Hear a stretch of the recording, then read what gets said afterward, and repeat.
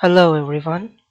In this video we will learn how to take a screenshot on your laptop or computer.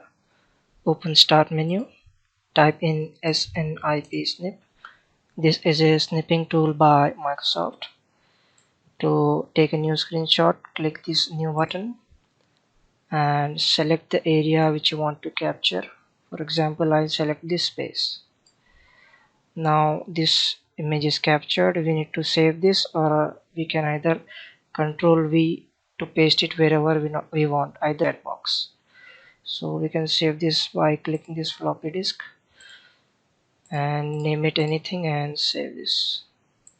See, I got my image captured. That's it for this video. Thank you for watching.